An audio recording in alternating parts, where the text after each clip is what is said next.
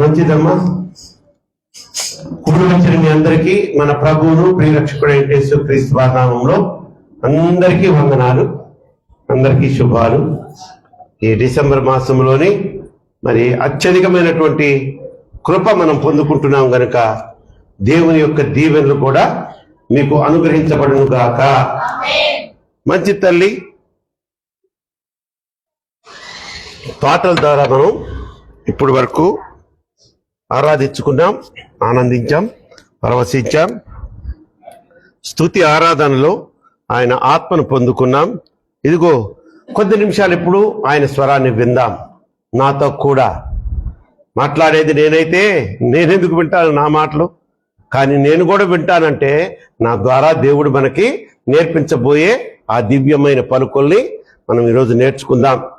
చూడండి, మన అంశం ఏంటయ్యా అంటే ఈరోజు ప్రతి మనిషి అంతరంగంలో కొన్ని పోరాటాలు ఎదురవుతాయి. ప్రతి మనిషి అంతరంగంలో కొన్ని పోరాటాలు ఎదురవుతానే ఉంటాయి. మనిషిగా పోరాటాలు ఎదురుగాపోతే వాడు మనిషే కాదు. పోరాడి గెలిచిన వాడినే ఏమంటారు? వీరుడు అంటారు. దేవునికి స్తోత్రం చెప్పు. పోరాడి గెలిస్తేనే వాడిని వీరుడు అంటాడు. యుద్ధంలో సైనికుడు అంటారు. యుద్ధంలో సైనికులు స్తబ్దుగా కూర్చొని ఉంటే వారిని వీరుడు అని అంటామా మనం? వచ్చిందేంటి? యుద్ధం, పోరాటం. అవతల వాటితో పోరాడితే గాని వీడు గెలవలేడు, విజయం సాధించలేడు. అలాగే మనలో కూడా అమ్మా ఎన్నో పోరాటాలు మనలో. యెహోషువ అటువంటి వీరుడంట. అటు యుద్ధంలో పోరాడి గెలిచాడు, ఇటు తన కుటుంబంతో పాటు ఆధ్యాత్మికంగా ఆ సైతాను సోదరులు కూడా పోరాడి గెలిచాడు. దేవునికి స్తోత్రం చెప్పు. ఎస్. కనుక తల్లి, ఈ పాప లోకాన్ని మనం జయించాలి అంటే కొంత పోరాటం అనేది మన మనసులో ఉంటుంది, మనలో రగులుతూనే ఉంటుంది. ఒక చిన్న స్టోరీ చెప్తాను, వినండి జాగ్రత్తగా. ఒక రాజ్యానికి ఒక రాజు ఉన్నారు. ఆ రాజు, మీ అన్ని ఆపేయండి అమ్మా, అన్ని ఆపేయండి. Yes, good. ఆ రాజు గారు దగ్గర ఒక 4 ఖరీదైన గుర్రాలు ఉన్నాయంట. ఆ గుర్రాలంటే ఆ రాజుగారికి ఎంతో ఇష్టమంట. ఇష్టమైనప్పటికీ ఆ రాజుగారు ఏం చేశారంటే, దానిని, గుర్రాలంటే వాటిని సాకే వాళ్ళు ఉంటారు కదా, వాటికి పోషణ పెట్టేవాళ్ళు, పోషకులు ఉంటారు. అవి ఎలా తయారైనాయి అంటే, రాజుగారికి ఇష్టమైన గుర్రాలంటే వాటిని ఎవరు కొట్టకూడదు. కొట్టకుండా పెట్టకుండా ఉంటే గుర్రాలు స్వాధీనంలో ఉంటాయమ్మా, స్వారీ చేయనిస్తాయా?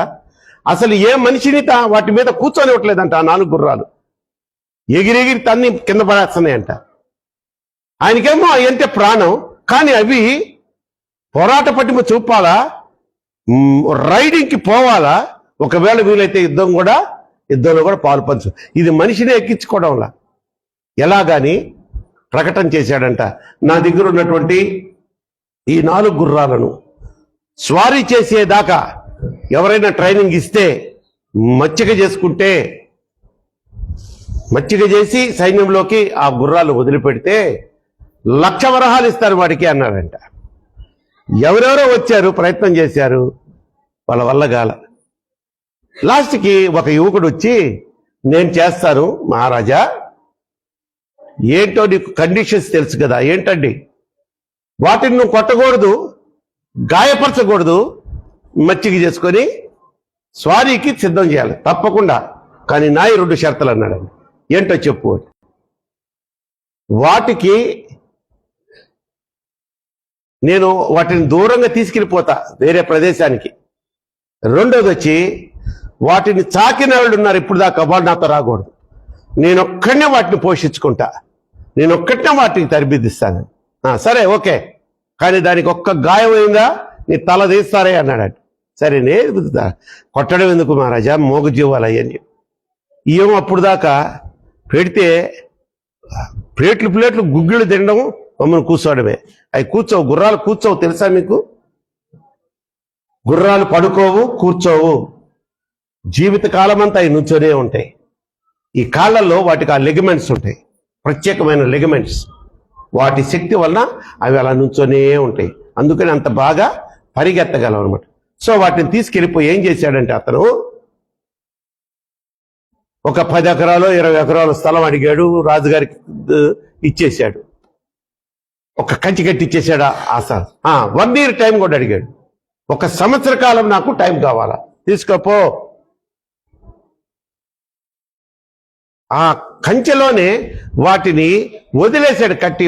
ఇక్కడేంటి, రాజా ప్రాకారంలో ఎప్పుడు కట్టే ఉంచేవారంట వాటికి నడక తెలియదు, పరిగెత్తడం అంతకంటే తెలియదు, గుగ్గిళ్ళు తినడం మాత్రమే తెలుసు. కొన్ని గుర్రాలు మన కొంపల్లో కూడా ఉంటాయి, గుగ్గిళ్ళు తిని పని పాట చేయకుండా. అది ఇంటి యజమానే కావచ్చు, ఇంటి యజమాని గుర్రం ఉంటుంది ఒకటి, గుగ్గిళ్ళు తిని ఇంట్లో పడుకునే గుర్రం, పనికిమాలిన గుర్రం అది. యజమాని అన్నాను, నవ్వుకోబాకండి. యజమానురాళ్ళు కూడా ఉంటారు, వీళ్ళకి యజమానుడికి కాఫీ పెట్టి ఇచ్చే సమయం కూడా ఉండదు. కస్సుమని లేస్తారు, పొసగొడతారు.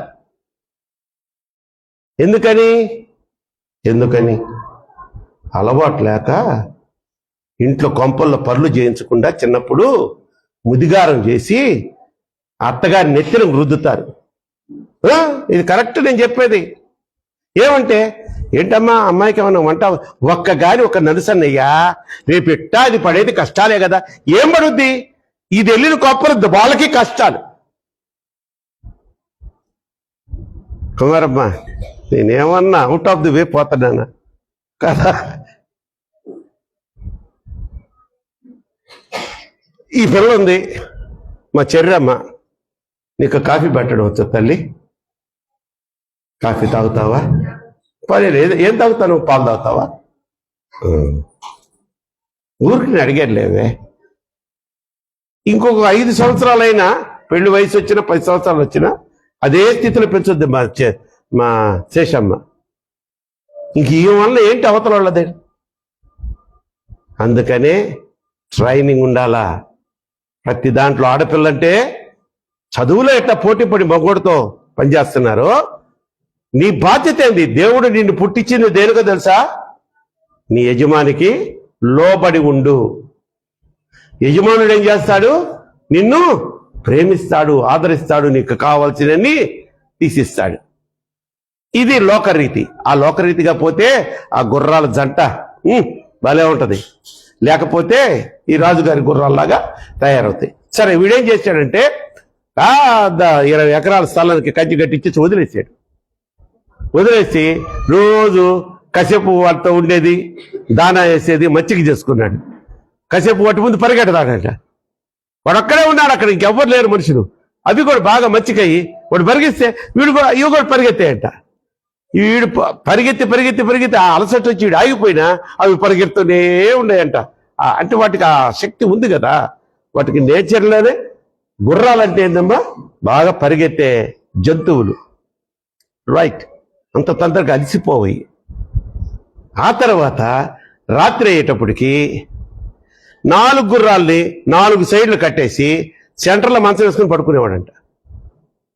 వాటికి ఇంకా అటాచ్మెంట్ పెరిగిపోయింది. ఇతనెవరో మాకు బాగా మచ్చిగా చేసుకుంటున్నా, అట్లా అలవాటు అయిపోయింది. అంతే కదమ్మా. వాటి మధ్యలో రోజు అందరూ టైం ఎంత అడిగాడు? సంవత్సరం అడిగాడు. ఒక 5-6 నెలలు అలా చేశాడేమో. ఆ తర్వాత తిన్నగా స్వారీకి ఎక్కడానికి ప్రయత్నం చేశాడు. అండ్ కూడా ఎగిరిదేని అంటే కింద పడేసాయి. కానీ ఆ క్లోజ్నెస్ పెరిగే కొద్దీ అతన్ని అలౌ చేసి స్వారీ అంటే ఏందో నేర్చుకున్నాయి. అంతకుముందు మనిషి ఎక్కితే పడేది కాదు వాటికి. అలా చక్కగా ఇంకా ఎట్లాగంటే అతనే కాదు, సైనికులు వచ్చి మీదెక్కినా తోయడం లేదంటాయి, పరిగెడతా ఉన్నాయి. ఎందుకని? అవి బాగా తర్బీదు పొందాయి. మచ్చిక చేసుకోబడ్డాయి ఆ గుర్రాలు. మన మనసులో కూడా 4 గుర్రాలు ఉన్నాయి. ఏందబ్బా సడన్ గా గుర్రాల కథ చెప్పాడని ఇడు తీసుకొచ్చాడేమో అనుకుంటున్నారేమో. చెప్తాను చూడండి. మన ప్రతి మనిషిలో 4 గుర్రాలు ఉంటాయి. అవి ఏంటాయి అంటే, నంబర్ 1 గుర్రం ఏంటంటే చింత. బాగా వినండి. ఈ సంవత్సరాంతంలో దేవుడు మనతో మాట్లాడుతున్నటువంటి మాటలు, ధైర్యపరుస్తున్న మాటలు. ప్రతి మనిషిలో ఏదో ఒక చింత ఉంటుంది. రెండోది చూస్తే కోపం. కోపం అనే గుర్రం ఉంటుంది. అసలు మామూలుగా ఉండదు ఆ కోపం అనే గుర్రం. అమ్మ ఏదన్నా అనిందంటే ఇదిలిచ్చడం, ప్లేట్లు ఇసిరి కొట్టడం, ఈ మొహాలు మండ. నేనుంటే నా ఆ ప్లేస్లో ముఖం మీద కొట్టి ఉండేవాడిని అక్కడే. అవి చేయట్లేదుగా. పోనీ డాడీ చూసి ఊరుకుంటాడు. ఏది నేర్చుకుంటారులే అమ్మాయి అంటాడు ఈయన. వాళ్ళ డాడీ కసిరాడు అనుకో, ఎందుకయ్యా ఆడపిల్లల్ని అట్లా కసురుతావు? కనుక కోపం అనే గుర్రం ఉంటుందంట. 3వ గుర్రం ఏందో తెలుసా? ప్రతి మనిషిలో ఉండేది, నాలో కూడా ఉన్నాయి ఆ గుర్రాలు. గర్వం. లాస్ట్లో 4వ గుర్రం ఏంటో తెలుసా? దురాశ. ఏంటి ఇప్పుడు చెప్పండి? నంబర్ 1 గుర్రం ఏంటి? చింత. ఆ 2వ గుర్రం ఏంటి? కోపం. 3వ గుర్రం గర్వం. 4వ గుర్రం వాటిని మనమే మన కోపానికి బయటోడు వచ్చి స్వారీ చేయడం, మన కోపాన్ని మనమే దాని మీద కంట్రోల్ చేసుకోవాలా, కంట్రోల్ తెచ్చుకోవాలా. చూడండి, నంబర్ 1 చింత గురించి చెప్తానని వినండి. చింత అది ఖచ్చితంగా ప్రతి మనిషి జీవితంలో ఉండేదే. కానీ ఖచ్చితంగా దాన్ని మనం జయించి తీరాలి. ఎలా అంటే, నీ చింత యావత్తు ఎవరి మీద వేయమన్నాడు దేవుడు? పక్కింటోడి మీద వేసారా? నేను చూసుకుంటా అన్నాడా? లేకపోతే పాస్టర్ గారి మీద వేసారా? లేకపోతే సంఘం మీద వేసారా అన్నాడా? వింటున్నావు మావా? నీ చింత యావత్తు ఎవరి మీద వేయమన్నాడు? నా మీద వేయమన్నాడు. దేవుని మీద. నా మీద అంటే నా మీద వేసావు పుణ్యాత్ముడా, అప్పుడు ఎట్టంటున్నాడు. దేవుని మీద మన చింత యావత్తు వేస్తేనంట ఆయన నీ చింతలన్నిటినీ జయించే శక్తి, బలము నీకు ఇస్తాడంట. చింత అంటే ఏంటో తెలుసా? దిగులు పడ్డం కదా. ఒక విషయమై తట్టుకోలేక అదే తలుచుకుంటు. ఇప్పుడు చాలా మంది ఇక్కడ ఉన్న వాళ్ళకి ఏదో ఒక చింత ఉంటుంది. వాక్యం ఉన్నట్టే నటిస్తుంటారు నా దగ్గర. ఇటు వెళ్ళిపోద్ది. నిద్ర కాదు అది. ఇక దాని మీదకి వెళ్ళదు, వాక్యం మీదకి వెళ్ళదు, చింత మీదకి వెళ్ళిపోద్ది నీ యొక్క ఆలోచన. రాత్రి ఎందుకు మా ఆయన తాగొచ్చాడు? ఇది నీ చింత. రాత్రి మా ఆవిడ ఎందుకు నన్ను ఎదిరించింది? ఆయన చింత. పిల్లలేంటి మాట వినకుండా చదవమంటే అంటున్నారు. తల్లిదండ్రుల చింత. మా చింత అంటే అన్ని చింతలే మాకు. ఏంటి వీళ్ళు సమయానికి రారేంటి? ప్రార్థన అంటే లెక్క చేయరేంటి? పరిశుద్ధ గ్రంథాన్ని మనిషి క్రైస్తవుడు అన్నవాడు ఒక్కసారి కంప్లీట్గా చదవాలా అని చెప్తుంటే 60 ఏళ్ళు 70 ఏళ్ళు ఉన్న వాళ్ళు కూడా చేతులు ఎత్తలేకపోతున్నారు మేము చదివామని. ఏంటి ఇవన్నీ మా చింతలు కదా. కరెక్ట్ అయితే దేవునికి స్తోత్రం చెప్పు. హల్లెలూయా.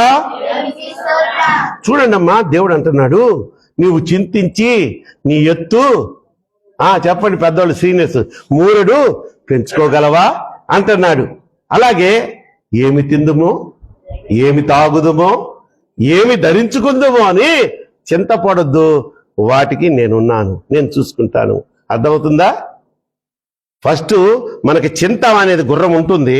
ఆ గుర్రాన్ని కంట్రోల్ చేసుకోవాలంటే మన చింతను తీసుకెళ్ళి యేసయ్యకి అప్పచెప్తే ఆయన చూసుకుంటాడు. నువ్వు ఏమి తిందామో, రేపు ఏమి తాగుదాము, ఏం ధరించుకుందాం అన్న చింత కూడా వద్దు. అది కూడా ఆయన మీద వేయమంటున్నాడు. ఆ దిగులే పడొద్దు అంటున్నాడు. శ్రమ దినమున నీవు కృంగిన ఎడల నీవు ఏమవుతాడంట? చేతగారి పనికిమాలినోడు అంటే ఏ చేతగానోడు వీడు అన్న వాళ్ళలాగా అయిపోతావు. నువ్వు మేధావివే, నువ్వు శక్తి గలవాడివే. కానీ ఆ చింత నిన్ను ఎలా చేస్తుందంటే కుంగ తీసి పడేస్తుంది. కనుక తల్లి, ఈ చింతలను చేయించాలంటే మనకి ఒక బుద్ధి ఉండాలంట. ఒక బుద్ధి జ్ఞానం కలిగి ఉండాలా. అదేంటయ్యా అంటే దైవిక జ్ఞానము. కొట్టు చప్పట్లు గట్టిగా. ఆ దైవిక జ్ఞానం మనం కలిగి ఉన్నామంటే వీటినన్నీ, ఈ చింతని జయించే శక్తి మనం స్వారీ చేయగలం. చింత అనే దాని మీద ఆ గుర్రాన్ని కంట్రోల్ చేసేస్తాం. దావీదమ్మ, ఆయనకి చింత లేదా? ఎటువంటి చింతలమ్మ ఆయనకి? చిన్నప్పటి నుంచి చింతలే.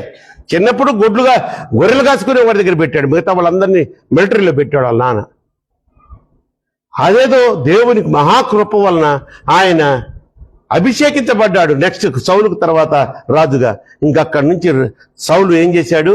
విషపు చూపు చూడడం మొదలుపెట్టాడు, చంపడానికి ప్రయత్నించాడు, తరిమాడు. మా ప్రాణ భయం కంటే చింత ఇంకేమన్నా ఉంటుందా ఈ లోకంలో? కాబట్టి మోషే గారు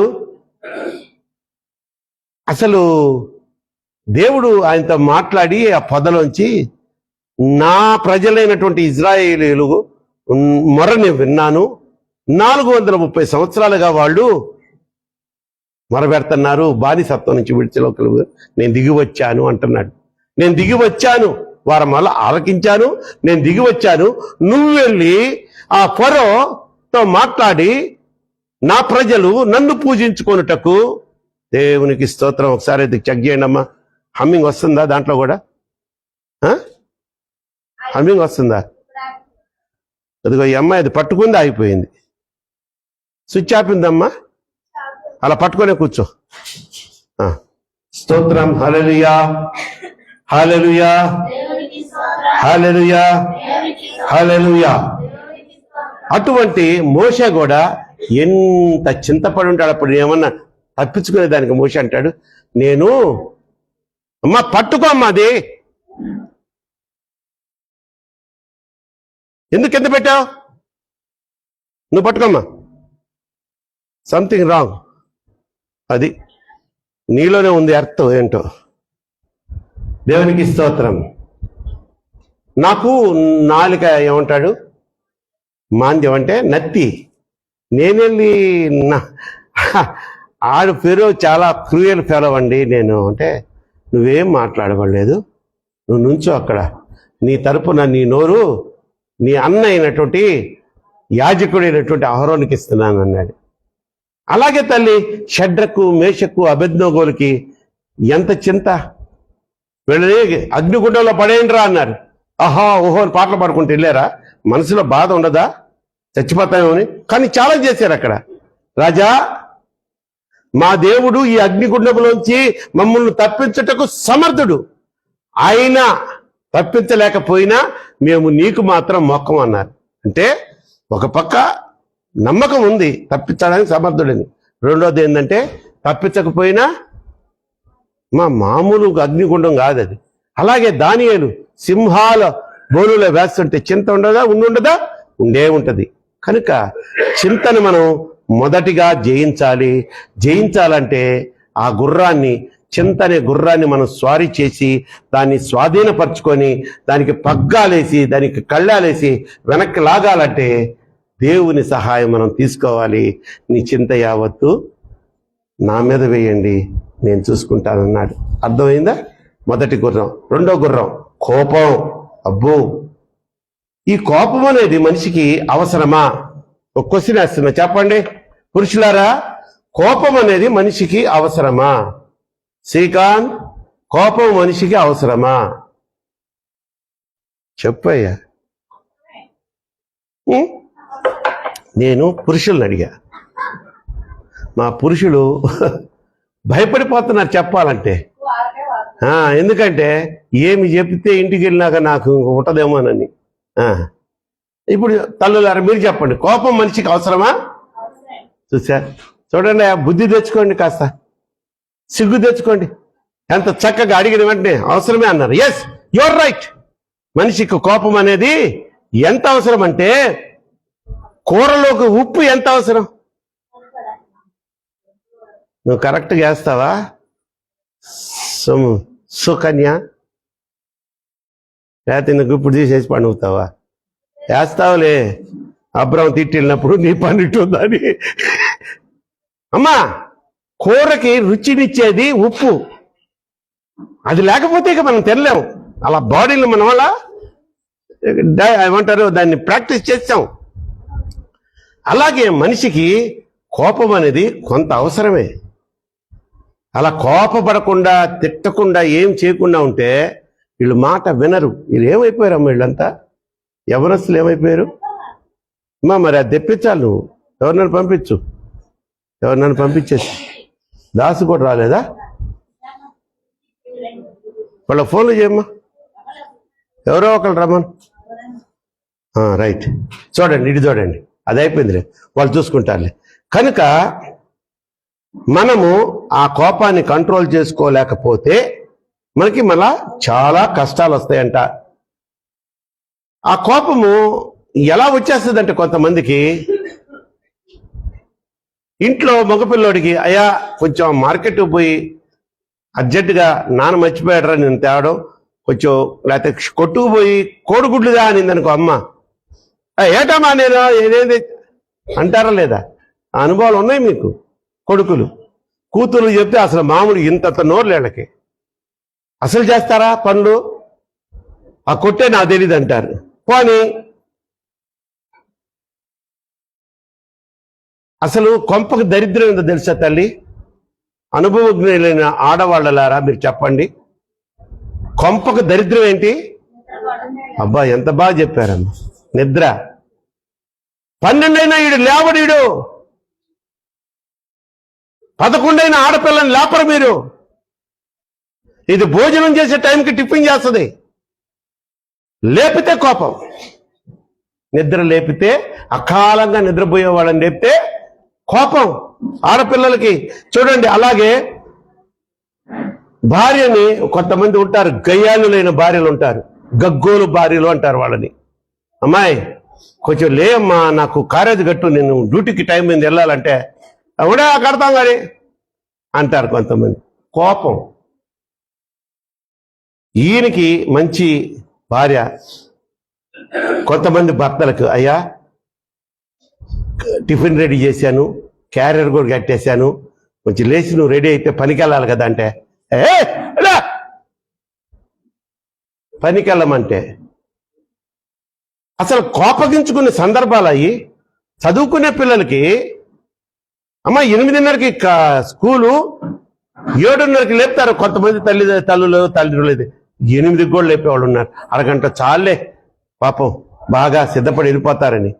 8 గంటలకు లేపినా వీళ్ళు కాళ్ళు ఇదిలించుకోవడం ఎందుకు? సుఖం మరిపింది మనమే. కాబట్టి అమ్మా ఆ కోపాన్ని మనము జయించాలి. దేవుడు ఈరోజు మనతో మాట్లాడుతున్నాడు. ఒకటి, చింత అనే గుర్రాన్ని స్వారీ చేయాలంటే కంట్రోల్ చేసుకుంటే నీ జీవితంలో అనేకమైనటువంటి విజయాలు సాధిస్తావు. కోపాన్ని తగ్గించుకుంటే అనేకమైనటువంటి కార్యాల్లో నువ్వు మంచి వాడు అని అనిపించుకుంటావు, మంచి పేరు తెచ్చుకుంటావు. ఆయనకి పెద్ద కోపం లేదండి అని అంటారు. కానీ అదే కోపాన్ని కానీ నువ్వు మించి వెళ్ళిపోయావు అనుకో, కొంతమందికి పట్టరాని కోపం అండి, వీడికి పట్టరాని కోపం అండి ఆమెకి. ప్రియులారా, బాగా మంచి పాయింట్ చెప్తున్నాను వినండి. పొర్రబాటును కూడా మీ భర్తల దగ్గర పెళ్ళైన స్త్రీలరా, నేను చస్తే గాని నీకు తెలీదు నా విలువ, నేను చస్తే అప్పుడు తెలుసుకుంటావు నువ్వు నా విలువ అని కొంతమంది గబుక్కుని చచ్చిపోయిన వాళ్ళు ఉన్నారు, ఆత్మహత్యలు చేసుకొని. ఆడు బాధపడతాడు అనుకుంటున్నారా? 9వ రోజు 11వ రోజు దినం పెడతారు కదమ్మా. దినం రోజు మాటలు పెద్దలు వచ్చి కూర్చోబెడతారండి. అబ్బాయి మరి అమ్మాయి ఏదో పొరపాటున కొంచెం ఆవేశంలో కోపంలో ఏదో మరి వెళ్ళిపోయింది అమ్మాయి, పిల్లలు చూడకపోతే చిన్నోళ్ళు, మరి మనం ఏదో ఒకటి మళ్ళీ పెళ్లి చేసుకోవాలంటారు. వీడికి ఎందుకు వద్దంటాడు? కొత్త భార్య, కొత్త మోజులు. కాబట్టి ప్రియమైన స్త్రీలారా, మీరు పొరపాటును కూడా మీ భర్తల దగ్గర నేను చస్తే కానీ నీ విలువ తెలియదు అనబాకండి. ఎప్పుడు అనబాకండి. పొరపాటున ఆ నెత్తిన కిరసనాయిలు పోసుకోవడం అట్లాంటివి చేయబాకండి. కిరసనాయిలు దొరకట్లేదు అంటుంది సుకన్య.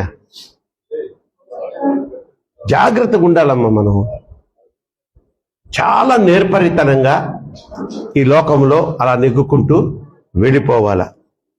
కాబట్టి నువ్వు ఎప్పుడైనా కూడా దేవునికి స్తోత్రం చెప్పండి, హల్లెలూయా. ఏ విషయంలో అయినా కూడా నువ్వు ఆ యొక్క ఏమంటారు కోపాన్ని తగ్గించుకోకుండా భర్తలతో ఛాలెంజ్ చేసి గబుక్కున అఘాయిత్యానికి పాల్పడితే నీ బిడ్డలు అన్యాయం పోతారు. వచ్చేది తల్లిలాగా చూసుకుంటుందా? పిన్ని అయిపోద్ది కదా. మనం చచ్చిపోయామనుకోండి, మన పిల్లలకి వచ్చే అమ్మ ఏమవుద్ది? అమ్మ అవుద్దా? పిన్ని అవుద్ది. ఆ పిన్ని ప్రేమగా తల్లి ప్రేమను చూపిస్తుందా? ఇదంతా ఎక్కడొచ్చింది? ఆ కోపం వలన వచ్చింది. నేను అనుకుంటే ఏమనుకుంటున్నావు? నేనేమైనా చేస్తాను, నీ కథ మారుస్తాను రా అన్నావనుకో, వాడు నీ కథ మార్చేసి ఉంటాడు. కనుక ఏమైనా చేయగలడు, అది ఒక్క యేసయ్య మాత్రమే. కథ మొత్తం మార్చగలడు, నీ నామముకే మహిమంతా తెచ్చుకుంటువు యేసయ్యా, యేసయ్యా. నీకే నీకే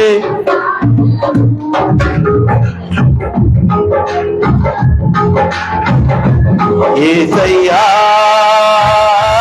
యేసయ్యా. నీకే నీకే రాజ్యము, స్థిరపరచువాడవు, బలపరచువాడవు, పడిపోయిన తోగే ఘనపరచువాడవు, హెచ్చించువాడవు, ఆపత్తము నిలిచి పరుగము కాదిది ఆ పరమకు మరి నీ చేతిలోనే సర్వసువామిని ఆ పరమకు మరి నీ చేతిలోనే. మా దేవాని ఆలోచనలన్నీ ఎంతో గొప్పది, మా ఊహకు మించిన కార్యాలెన్నో వాడు మా దేవా.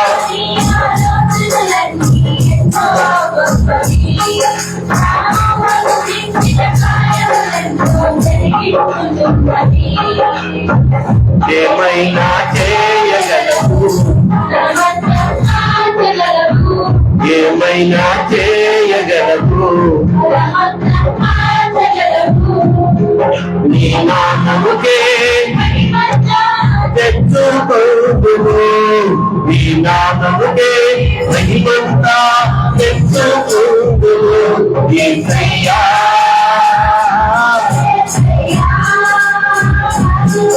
నీకే నీకే సాధ్యము యేసయ్యా,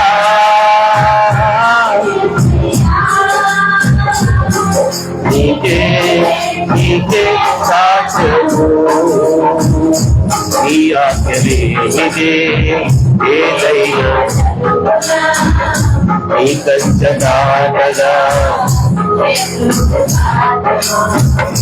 నీ ఆజ్ఞలేనిదే ఏదైనా సన్నునా నీ కంచదాటగా. మా దేవా నీవే మాతో అంతే అపవాది కలిగిన తీరులన్నీ పాడదాం. దేవా నీవే మాతో అపవాది కలిగిన ఏమైనా చేయగలవు, ఏమైనా చేయగలవు, నీ నామముకే మహిమంతా నీ నామముకే మహిమంతా తెచ్చుకొందును యేసయ్యా.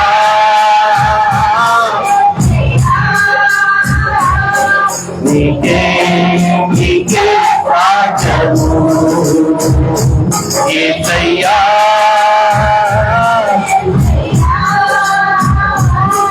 నీకే నీకే రాజ్యము నీకే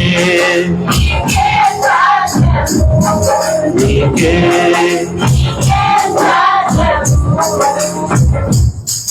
గట్టిగా స్తోత్రం చెప్పండి.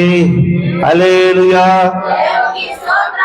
కనుక తల్లి, ఒకటి వచ్చి చింత, రెండు వచ్చి కోపం, మూడవది చెప్తున్నాను చూడండి. మూడవ గుర్రం ఏంటంటే గర్వం. చూడండి,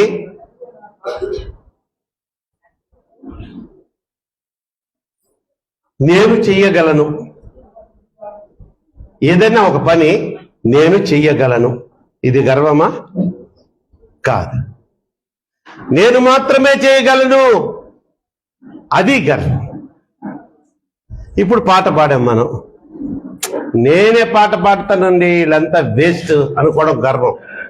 నేను కూడా పాడగలను అనేది మాత్రం గర్వం కాదు, అది గర్వం కాదు.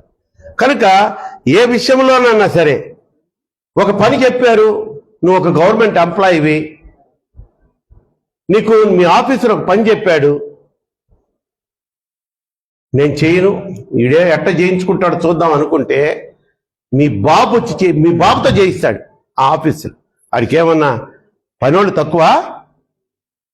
నీ ప్లేస్లో వేరే వాళ్ళని కూర్చోబెట్టి ఆ పని చేయించేసుకుంటాడు. వీలైతే మీ తాత లాంటి వాళ్ళని కూడా తీసుకొచ్చి పని చేయించుకుంటాడు. కనుక మనము గర్వము మనం ఏం చేస్తుందంట? పతనం చేసేస్తుందంట. కీర్తనల గ్రంథము 31వ కీర్తన 23వ వాక్యాన్ని చదవండి ఒకసారి. కీర్తన గ్రంథంలో నుంచి 31వ కీర్తన 23వ వాక్యం. మీరందరూ ఆయనను ప్రేమించుడి, గర్వముగా ప్రవర్తించు వారికి దేవునికి స్తోత్రం. గర్వముగా ప్రవర్తించు వారికి ఆయన గొప్ప గొప్ప ప్రతీకారం. చూసారా? దేవుడే ప్రతీకారం చేస్తాడంట మీకు. నీకెంత ముట్టెపోగురంటరా, నీకెంత గర్వం అంటరా అని. అందుకనే తను తాను తగ్గించుకునేవాడు హెచ్చించబడతాడు. ఎందుకు తగ్గించుకునేవాడంటే ఆయనకి చాలా ఇష్టం. గర్విష్టి చేష్టలు, అహంకారపు చూపులు చూసేవారంటే ఆయనకి మంట. అందుకనే ప్రతీకారం నేనే తీరుస్తానంటున్నాడు. కాబట్టి చూడండి తల్లి, నాశనానికి ముందు ఏమి నడుస్తుందంట? ఏమి నడుస్తుంది అంటే నీలో గర్వం వచ్చింది అని నువ్వు గ్రహించావనుకో, ఈ మధ్య నేను కొంచెం గర్వంగా ప్రవర్తిస్తున్నానని. ఎందుకు తెలియదు? ఎవరికి అమ్మ తెలియదా? ఎవరికి వాళ్ళకి గర్వంగా ప్రవర్తిస్తుంటే అప్పుడు ఏమనిపించాలి నీకు? నాకు నాశనానికి వచ్చింది, అందుకని ఈ పోయే కాలం వచ్చింది అనుకోవాలి. అంతేగాని ప్రతిదానికి ఓయ్ ఓయ్ అన్నావంటే చూడండి. అదే గర్వము మరి యెషయా గ్రంథములో 2వ అధ్యాయం 11వ వచనం చూడండి తల్లి.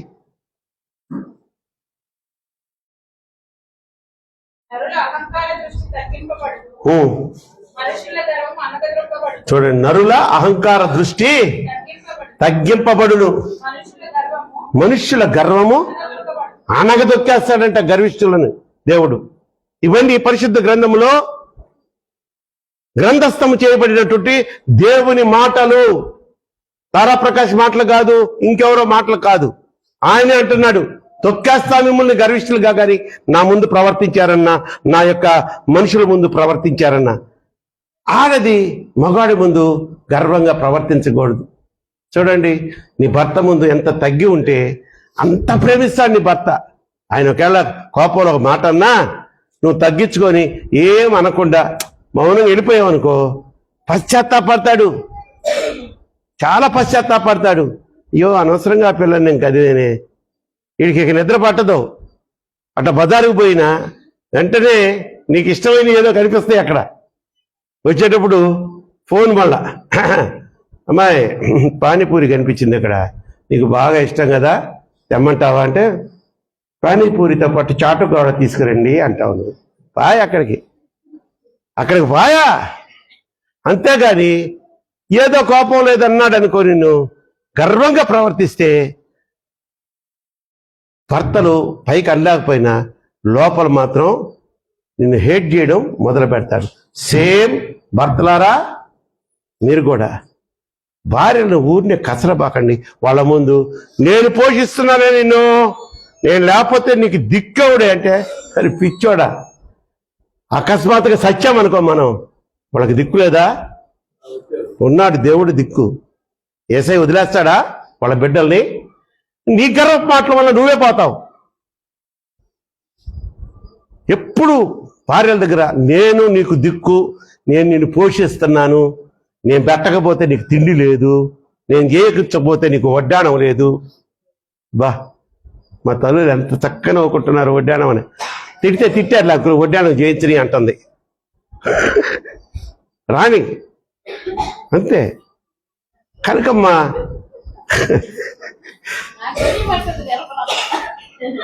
ఓ ప్రసాదు మా అక్క కట్ట వడ్డాణం చేయించు. నీకా? నువ్వు నాకే పెట్టావు తల్లి.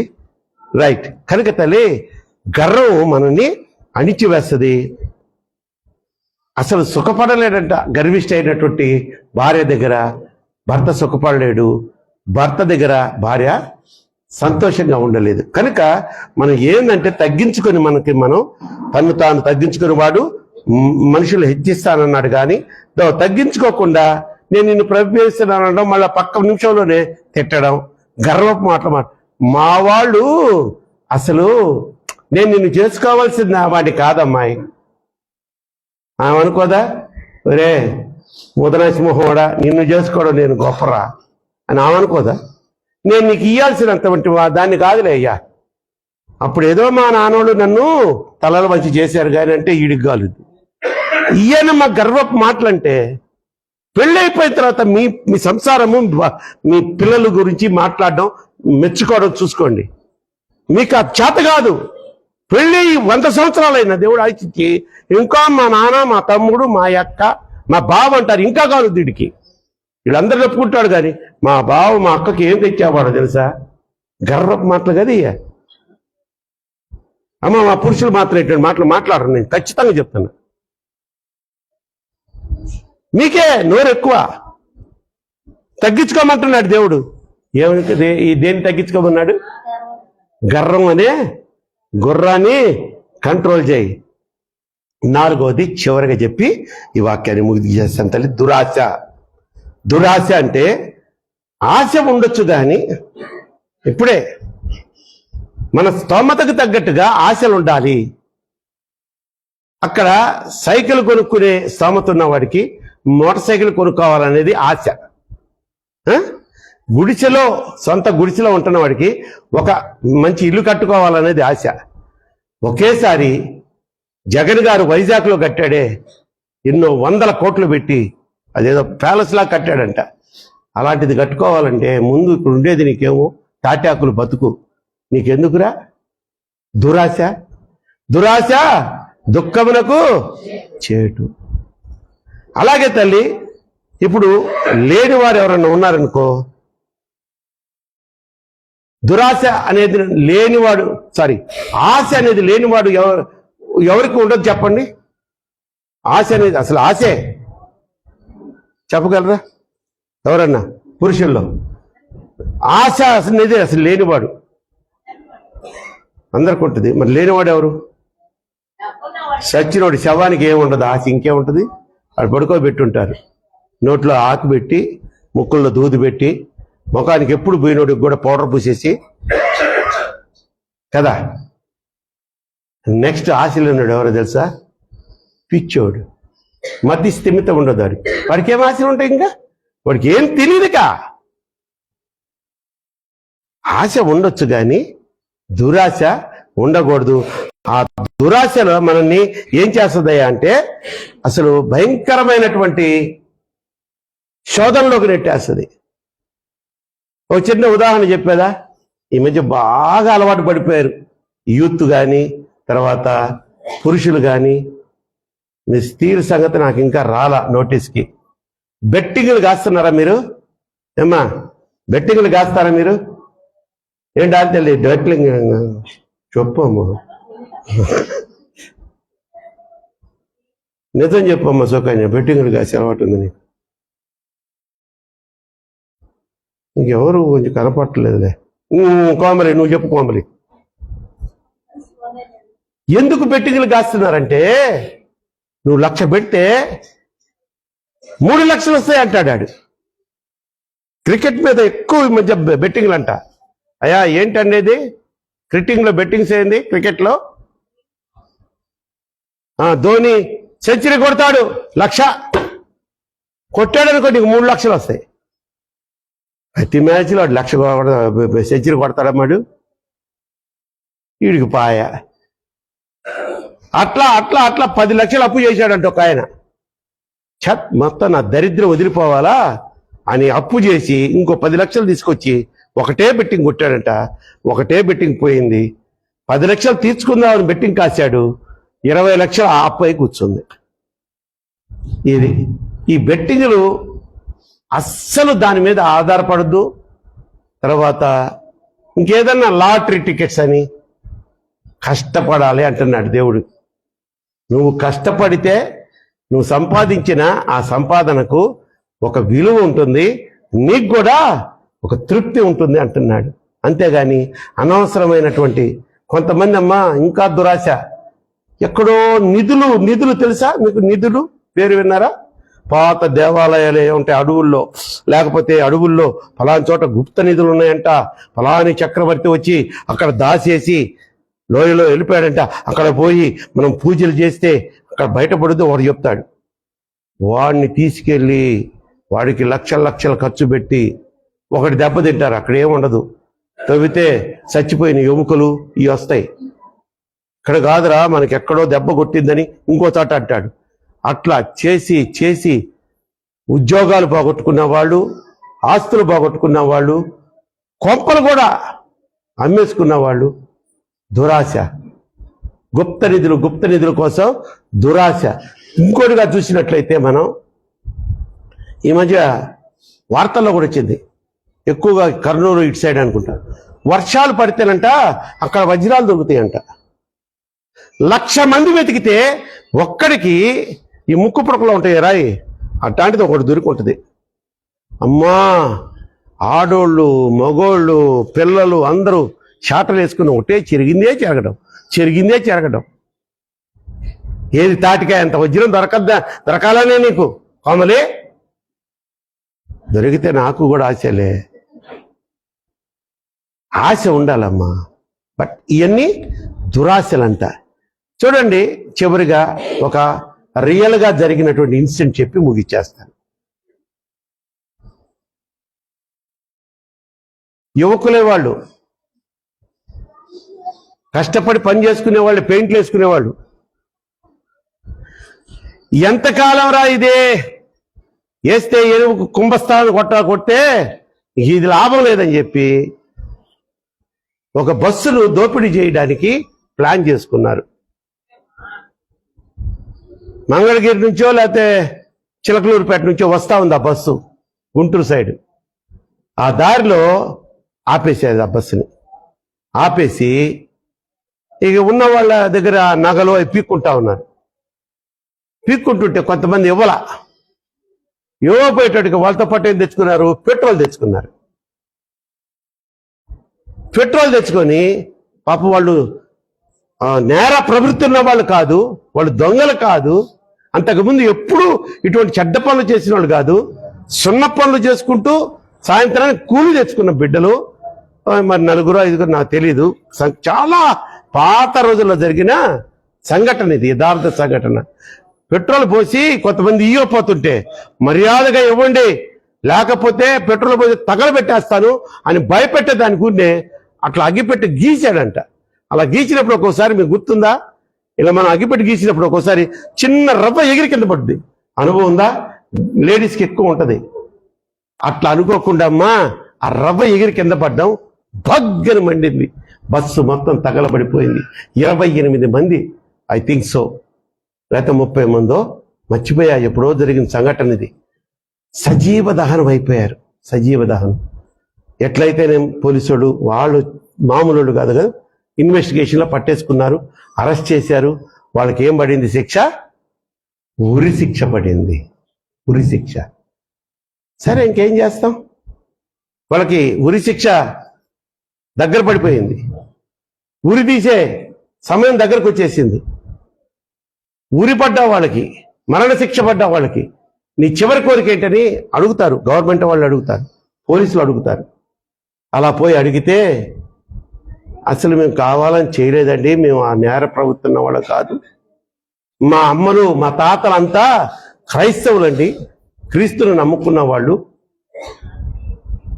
మా అమ్మ నాన్న చెప్తా ఉండేవాళ్ళు, ఒరేయ్ బాప్తీసాలు తీసుకుంటారా, బాప్తీసాలు తీసుకోకపోతే పరలోకం ఎవ్వడు చేరడు, బాప్తీసం లేకుండా చచ్చారా ఇది అదే పరిస్థితి, బాప్తీసం తీసుకుంటారా అని మా అమ్మ వాళ్ళు చెప్తా ఉంటే కూడా మేము విన్నవాళ్ళం కాదు.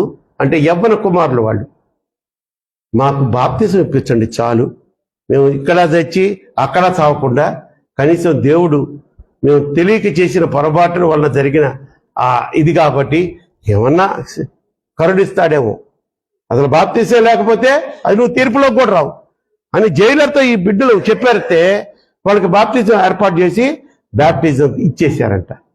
దేవునికి స్తోత్రం చెప్దామా, హల్లెలూయా. బాప్తిజం తీసుకున్న తర్వాత వాళ్ళకి జరిగిన అద్భుత కార్యం ఏంటంటే, ఉరి శిక్ష ఖరారైపోయిన వాళ్ళ శిక్షను ఉరి క్యాన్సిల్ చేసి యావజ్జీవ కారాగార శిక్షగా మార్చారంట. యావజ్జీవ కారాగార శిక్ష అంటే తెలుసు కదా, ఒక 10 ఏళ్ళు శిక్ష, మనిషి చావడు, చంపరు. వాళ్ళు తెలుసుకున్నారు, లాస్ట్లో పశ్చాత్తాపడ్డారు, దేవుడు కూడా యాక్సెప్ట్ చేసినట్టున్నారు.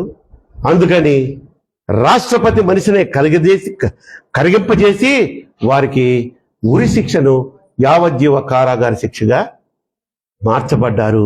వారి ఆ మధ్యకాలంలో ఆ 10 సంవత్సరాలు శిక్షను కూడా పూర్తి చేసుకొని విడుదల కూడా అయిపోయారు. భయంగా వచ్చారంట బయటికి. ఎందుకంటే ఆ యాక్సిడెంట్లో చచ్చిపోయిన వాళ్ళ బంధువులు ప్రియులు ఉంటారు కదా, వాళ్ళు ఏమన్నా చేస్తారేమోనని. ఆ తర్వాత ఏంటో అయిపోయింది. కానీ మన ఈ యొక్క వాక్యంలో దురాశ, వాళ్ళకి ఏం పుట్టింది? ఆ కుమారులకి దురాశ పుట్టింది. అరే ఇది సున్నం పని కాదులే, ఇంకేదైనా వ్యాపారం చేసుకుందాం, ఏదన్నా నూడిల్స్ బండి పెట్టుకుందాం, లేకపోతే టిఫిన్ బండి పెట్టుకుందాం, ఇడ్లీ దోశ అలాంటి కోరిక వచ్చి ఉంటే పోయిండేది. కానీ ఒకే రోజు ఒకే రోజు ₹1 కోటి వచ్చి మీ ఊళ్ళో పడినా అది మీ నాశనానికే, కానీ దానివల్ల అసలు ఉపయోగం ఉండదు. కాబట్టి జాగ్రత్తగా గమనించండి ప్రియమైన దేవుని బిడ్డలారా. దేవుడు మనతో మాట్లాడిన ఈ 4 గుర్రాలు ఏమిటది? నంబర్ 1 గుర్రం చింత. దాన్ని కంట్రోల్ చేసుకునే స్థితి నీ చేతిలో లేకపోయినా నీ చింత యావత్తు దేవుని మీద వేస్తే ఆయన దాన్ని కంట్రోల్ చేసేస్తారంట. రెండోది చూస్తే కోపం అనే గుర్రాన్ని నువ్వే కంట్రోల్ చేసుకోవాలి. ఇప్పుడు చెప్పాడు కదా, నీకు కోపం అనేది రావడం సహజం, కోపం అనేది ఉండాలి. కానీ ఉప్పులాగా ఉప్పు అనేది కూరకు ఉండాలి. గుప్పెడేసామనుకో, చిటికెడు వేయాల్సిన కూరలో, ఇక అది పాడైపోద్ది. అలాగే నీ కోపం కూడా నీ పరిస్థితులు పాడు చేసేస్తుంది. నువ్వు కుటుంబంలో కోపపడ్డావా, అనవసరంగా ఎక్కువగా తిరగబడ్డావా, నీ సంసారం నాశనం అయిపోద్ది. బిడ్డల మీద ఎక్కువగా అరిచేసావా, భయంకరంగా చెత్త కొట్టేసావా, కొంతమంది ఓర్చుకొని ఉంటారు, కానీ కొంతమంది వెళ్ళిపోతారు ఇల్లు వదిలి. ఎంతమంది లేరు. కాబట్టి కోపపడుడి, కానీ పాపము చేయకుండా జాగ్రత్తగా వారు. మూడోది చూసినట్లయితే గర్వం. ఇది చాలా నాశనానికి దారితీస్తుంది కనుక గర్వం అనే గుర్రాన్ని ఎక్కి నువ్వు ఇప్పుడు దాకా ఉన్నావేమో, దిగేసాయి. ఆ గుర్రం వద్దు మనకి. దానివల్ల సర్వనాశనం అయిపోతాం మన జీవితాల్లో. ఈ యొక్క 2025 సంవత్సరం ఈ యొక్క 3వ పునరుద్ధాన దినపు ఆరాధనలో దేవుడు మాట్లాడుతున్న మాటలు, గర్వం వద్దు బిడ్డ, నీకు దురాశ అంతకంటే వద్దు. ఈ 4 గుర్రాలని నువ్వు ప్రతి మనిషిలో అంట ఈ 4 పోరాటాలు ఉంటాయంట. ఈ 4 గుర్రాలతో పోరాటాలు ఉంటాయి. వాటిని కంట్రోల్ చేసుకునే దానికి దేవుణ్ణి నువ్వు అడిగి, అయ్యా నువ్వు నాకు సహాయం చేయకపోతే నేను వీటిని జయించలేకపోతున్నానని వాక్యం ద్వారా నువ్వు వాటిని జయించవచ్చు. వాక్య పఠనం ద్వారా, ప్రార్థన ద్వారా నీలో పరిశుద్ధాత్మ శక్తిని ఆయన ఇచ్చి నీలో ఉన్నటువంటి ఆ 4 పాడు చేసే గుర్రాల నుంచి విడుదల కలుగజేస్తాడు. అలాగే ఆయన చెప్పిన ఆజ్ఞను పాటించడం ద్వారా నీలో ఉన్న 4 పాడైపోయిన గుర్రాలను నువ్వు కంట్రోల్ చేసుకోవచ్చు. ఏం ఆజ్ఞది? సర్వలోకానికి వెళ్ళండి, సర్వ సృష్టికి సువార్తను చెప్పండి. సువార్త విన్న మీరు ప్రజలారా, క్రైస్తవులుగా బ్రతుకుతున్న నామకార్థ క్రైస్తవులారా, నేను డైరెక్ట్ పరలోకానికి సిమెంట్ రోడ్డు వేసుకున్నాను అనుకొని భ్రమలో బ్రతుకుతున్నా ఓ బాప్తిసం లేని ఓ బిడ్డలారా, 29వ తారీఖున ఈ నెల క్రిస్మస్ అయిన తర్వాత 29వ తారీఖున 2 యవ్వన బిడ్డలు, చిన్న బిడ్డలు, కుమార్తెలు బాప్తిసం తీసుకోబోతున్నారు. ఆ రోజు మీ లోపల మీరు కూడా, నీ సంగతి అంటే సపట్టు కొట్టుకుంటూ పోతున్నాం. కనుక తల్లులారా, మీ బిడ్డల్ని సిద్ధపరచండి. దరిద్రపు అడ్డంకులు కొట్టబాకండి. మీకు 2 చేతులు ఎత్తి నమస్కారం పెడుతున్నా. బాప్తిసం తీసుకుంటానంటే వద్దు అని చెప్పి అధికారం నీకు లేదు. అది మహాపాపం. దానివల్ల కూడా నేను నరకానికి తీసుకెళ్తాడు దేవుడు. బిడ్డ రక్షింపబడతానంటే వద్దంటావా? బుద్ధిహీనురాలా అని ఇలా అంటాడు. ఎక్కడికి? గట్టిగా చెప్పండి అమ్మ. మరేంటి చిన్నగా నరకానికి అంటారేంటి? అంటే అది భయమే. నరకం అంటే అందరికీ భయమే, పలకడానికే భయం. కానీ చేసేయన్ని మనం నరకానికి పోయే పనులు. కాబట్టి రైల్వే క్రిస్టియన్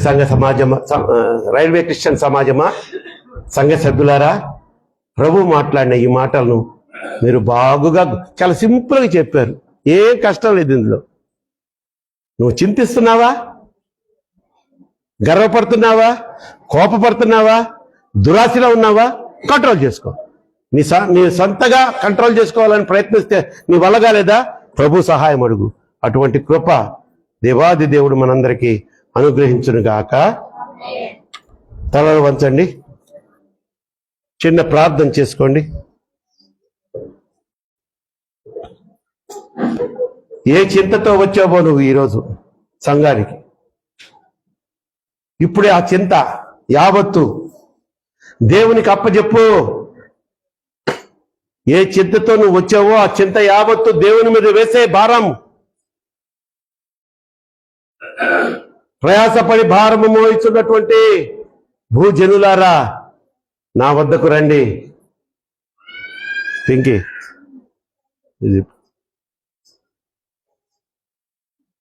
నేను మీకు సహాయం చేస్తానన్నాడు ఆయన. ఏదైనా మనం నోటితో అడగడం నేర్చుకోండి. ప్రతిదానికి పాస్టర్ గారికి చెప్తే ఆయన ప్రార్థన చేస్తాడులే మా గురించి. చేస్తామమ్మా, మాకెంతో ఇష్టం మీ గురించి ప్రార్థన చేయాలంటే. మీరు ఏదన్నా ఒక ప్రార్థన అవసరత అడిగితే, కానీ మీరెప్పుడో నోరు తెరిచేది? ఆయన మమ్మల్ని మధ్యవర్తులుగా పెట్టినా మీరు నోరు తెరిచి అడుగుతారేమోనని చూస్తూ ఉంటారు ఆయన. ఎగ్జామ్స్, పాస్టర్ గారు ఎగ్జామ్స్ అండి రేపటి నుంచి. అమ్మ ప్రార్థన చేస్తా. నువ్వు అడిగావా ఎప్పుడైనా దేవుణ్ణి? కూర్చున్నావా 10 నిమిషాలు? ఓ యవ్వన బిడ్డలారా, చదువుకుంటున్న స్టూడెంట్స్, మీరు అడగాల. లల్లి, దేవుణ్ణి నువ్వు ప్రార్థన చేయి. అయ్యా నాకు మంచి జ్ఞానాన్ని ఇవ్వు అని నువ్వు నీ నోటితో ప్రార్థన చేయి తల్లి. డెఫినెట్గా నేను పైకి లేపేస్తాడు. రేస్నో, నీకున్న ఆ కొంచెం ఈ చలికాలంలో వచ్చే ఆ ఆయాసం లాంటిదాన్ని నువ్వు అడుగునానా. మేము ఎట్లా అడుగుతున్నాం. కానీ నువ్వు నోరు తెరిస్తే ఇక ఆయన తట్టుకోలేడు. ఎందుకంటే నీ వయసు చిన్న వయసు కదా. అరే నా చిన్న బిడ్డ నోరు తెరిచి అడుగుతున్నాడే అని నిన్ను వెంటనే స్వస్థపరచును గాక. ఇలాంటి అద్భుతాలు ఎన్నో జరుగుతున్నాయి మన సంఘంలో ఎన్నో అద్భుతాలు. మరణకరమైన స్థితిలోనికి వెళ్ళిపోయిన వారు కూడా ఈరోజు సజీవులుగా వచ్చి సాక్ష్యాలు చెప్పిన సాక్ష్యాలు అవి ముద్రించబడ్డాయి, రిజిస్టర్ చేయబడ్డాయి. అప్పుడప్పుడు నాకు ఈ వాక్యము వింటూ ఉంటే ఆ సాక్ష్యాలు కనపడుతుంటాయి. ఎంత గొప్ప దేవుడు నాయన నువ్వు అని నాలో నేనే ఆయనకి స్తోత్రాలు చెప్పుకుంటూ ఉంటాను. ఈ సమయంలో మీరు కూడా ఆయనకి కృతజ్ఞతలు తెలియజేసుకోండి. 25వ సంవత్సరం ఈ క్షణం వరకు మనల్ని అనేకమైనటువంటి సమస్యలు, ఎన్నో చింతలు,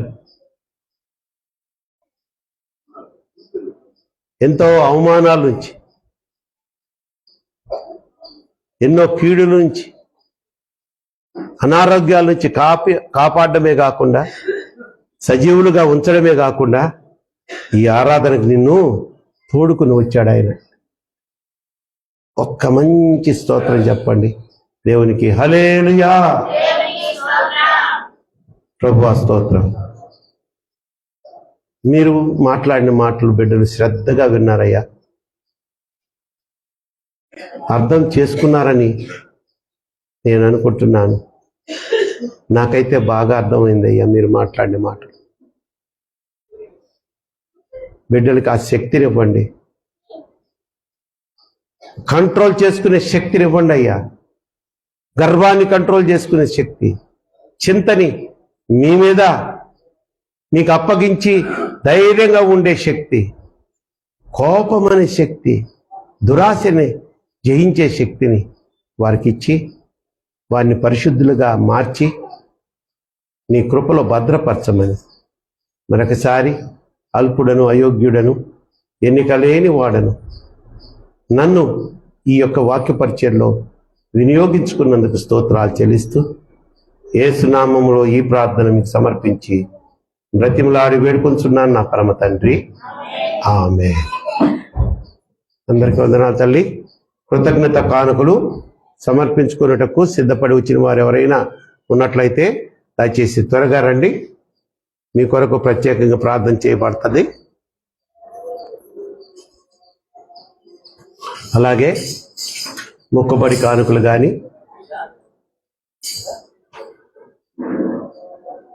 అమ్మా బాక్సులో అయినాడు.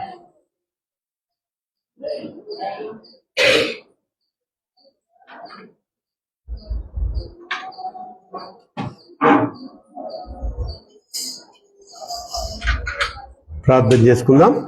ప్రభువా స్తోత్రం నాయన. ప్రియ బిడ్డలు సమర్పించుకున్న ఈ యొక్క ఎస్ మై లార్డ్ కానుకలు, ప్రత్యేక కానుకలు, వారి జీవితంలో మీరు చేసిన మేళ్లను బట్టి, వారు మొక్కుకున్న మొక్కుబడులు బట్టి, అలాగే అనేకమైనటువంటి పరిస్థితుల నుంచి తప్పించిన విధానాన్ని బట్టి మీకు స్తోత్రాలు చెల్లిస్తూ ముందుగా ఆ కానుకలను మీరు అంగీకరించండి. నూరంతల ప్రతిఫలము దీవెన వారికి దయచేయమని యేసు నామములో వేడుకొని ప్రార్థిస్తున్నాను నా పరమ తండ్రి, ఆమేన్. సాక్ష్యం చెప్తాయా? పాట పాడతారు. రవి గారు ప్రత్యేకమైన పాట పాడుతూ ఉండగా కానుకలు పట్టేసేయండి నానా. నెక్స్ట్ చింటూ సాక్ష్యం చెప్తాడంటే నెక్స్ట్ వాళ్ళకి, ఇప్పుడు కాదు, పాట అయిన తర్వాత.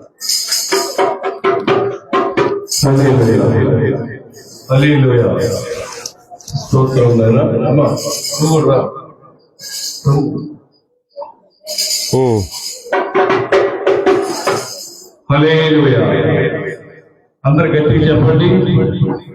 హల్లెలూయా. దేవునికి స్తోత్ర, దేవునికి స్తోత్ర. పాట పాడి దేవుడిని మహిమపరుచుకుందాం. స్తుతిపాత్రుడా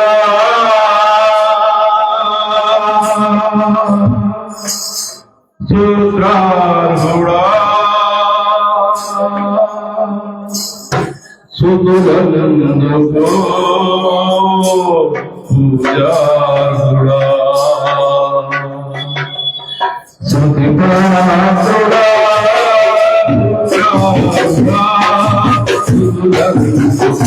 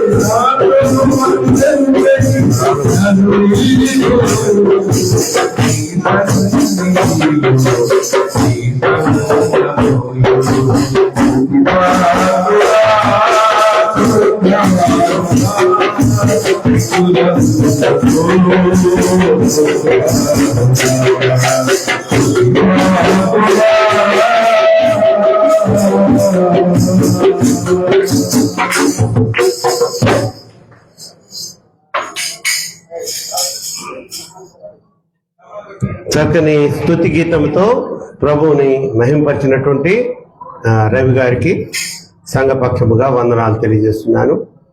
ఇలా రావాలి, ముందుకు రావాలి పురుషులు. మన సంఘంలో ఎంతో అవకాశం ఉంది. వేరే వేరే సంఘాల్లో కనీసం మైక్ కూడా పట్టుకోనివ్వరు.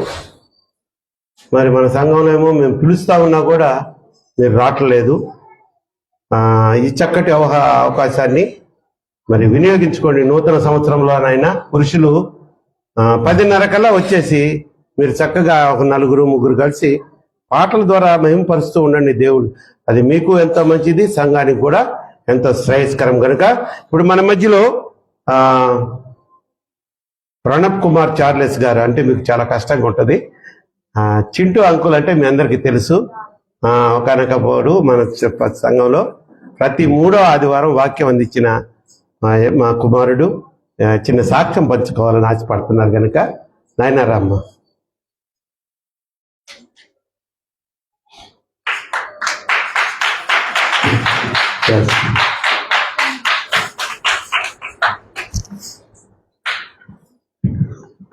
రికార్డ్ అవుతుందా? ఇక్కడ కూడి ఉన్నటువంటి మీ అందరికీ మొట్టమొదటిగా మరి నాకు నిలబడి మాట్లాడే అవకాశాన్ని ఇచ్చినటువంటి దేవునికి కృతజ్ఞతలు చెల్లిస్తున్నాను. అలాగే మరి సంఘ కాపరి రెవరెండ్ డాక్టర్ కర్లపూడి తారాప్రకాష్ గారికి తారాంకులు అంటాను నేను. అలాగే మరి సంఘ అధ్యక్షులు, సెక్రటరీ, ట్రెజరర్ గారికి, మిగతా సంఘ సభ్యులకి మీ అందరికీ యేసు క్రీస్తు వారి శ్రేష్టమైన నామమున శుభములు తెలియజేస్తున్నాను. మరి ఇక్కడ చాలా మందికి నేను సుపరిచితుడినే అనుకుంటున్నాను, కొంతమందికి అయితే తెలిసి ఉండకపోయి ఉండొచ్చు. ఇంతకుముందు 2015వ సంవత్సరం నవంబర్ మాసం నుండి సుమారు ఒక 2.5-3 ఏళ్ల పాటు ఈ చర్చిలో మరి అయ్యగారు నాకు వాక్య పరిచయం చేయడానికి అవకాశం ఇచ్చేవాళ్ళు. సో అలాగే మీ అందరితో నాకు పరిచయం ఉంది. తర్వాత మరి కొన్ని కారణాల వల్ల నేను వేరే వైపుకి వెళ్లాల్సి వచ్చింది. సరే, ఇవాళ నేను మీతో ఒక మంచి సాక్ష్యాన్ని పంచుకోవాలని ఆశపడుతున్నాను. ఈ సాక్ష్యం చెప్తాను, ఖచ్చితంగా ఈ చర్చిలో నేను పంచుకుంటాను అని దేవునితో ఒడంబడిక చేసుకున్నప్పుడు, అంటే నేను ఒక దాని గురించి ఆశిస్తున్నాము. ఇందాక మరి పాస్టర్ గారు చెప్పినట్టుగా ఆశ లేని జీవి అంటూ ఎవరు ఉండరు. ప్రతి ఒక్కళ్ళకి ఆశ ఉంటది. ఓకే, సో ఆశ ఉండాలి కూడా. ఎందుకంటే బైబిల్ ఎప్పుడు అదే చెప్తా ఉంటది, ఆశ గలవాడిని దేవుడు తృప్తిపరుస్తాడు. ఖచ్చితంగా మరి ఏంటా సాక్ష్యము అంటే, మా వివాహం జరిగి 20 సంవత్సరాలు అయిందండి. ఇవాళ మా 20th వెడ్డింగ్ యానివర్సరీ. సో నా భార్య వింధ్య ప్రణవ్. ఓకే,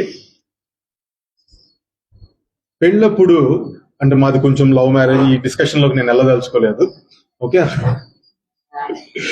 కొన్ని కారణాలతో మొత్తానికి వివాహం జరిగింది. జరిగినప్పుడు తనకు ఒక కోరిక ఉంది. ఏంటి ఆ కోరిక అంటే, జనరల్ గా కోరికలు అనేవి మనం ఇలా అవ్వాలి అని కోరుకుంటారు అందరు. నేను ఇది అవ్వాలి, నేను పెద్ద ఆఫీసర్ అవ్వాలి, లేదంటే నేను ఒక మంచి ఇల్లు కట్టుకోవాలి, ఇందాక చెప్పినట్టుగా ఇలా అనుకుంటారు. కానీ తన కోరిక ఏంటంటే తన గురించి కాదు, నా భర్త తను ఆశించిన ఒక ఉద్యోగంలో ఉండాలి అని కోరుకుంది. ఏంటి ఆ ఉద్యోగం అంటే, తన భర్తకి సాఫ్ట్వేర్ ఉద్యోగం అనేది ఉండాలి అని తనకి ఇష్టం అన్న. ఎందుకు అంటే తన రీజన్స్ తనకు ఉన్నాయి.